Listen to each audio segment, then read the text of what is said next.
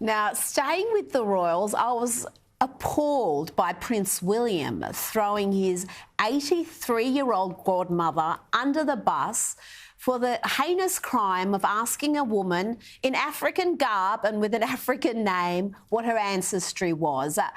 What do you make of this affair involving Lady Susan Hussey and Ngozi Fulani? It's an incredibly sad story, I have to say. And the problem with it is, of course, that it will be weaponized by the Sussexes as an example of the fictional royal racism that they are so keen to see and indeed make money and careers off. Lady Susan Hussey is an 83-year-old, I think, a former lady-in-waiting to Her Late Majesty the Queen. That's an unpaid position.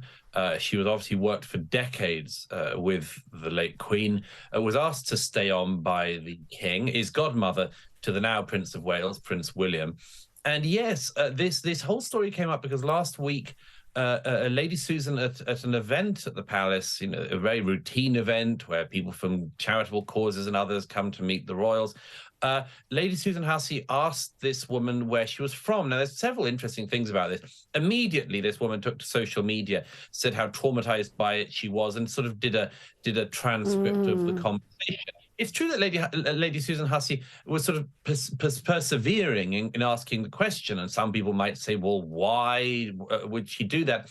But the truth is, you see, is that it's turned out that a lot of details that have come out since really show the early and straightaway dismissal of Lady Susan Hussey as being a gross mistake by the palace.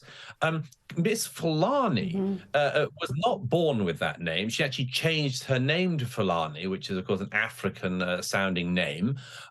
She was dressed in an African-style dress, mentioned that she works for an African-related charity in Hackney in London. And so it's not particularly politic, but it's not surprising that Lady Susan Hussey might have pursued the question of where are you from?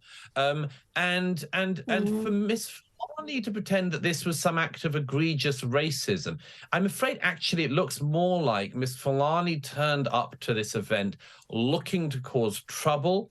Her previous statements on a range of things would suggest this. She was desperate to find some microaggression. She got one and managed to trash an 80-something-year-old lady's career. I think it's a very sad story, but sadder still that the palace did not in some way stand behind her. But how could they, you might argue, in an era where they've got this loaded gun pointed at them from California?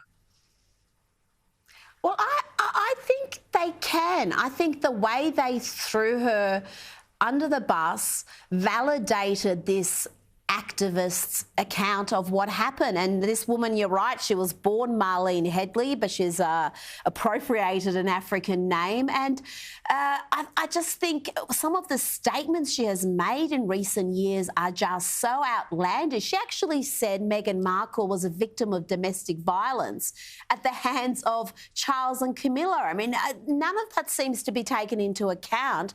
And this poor 83-year-old woman is being thrown away as some sort of a bigot.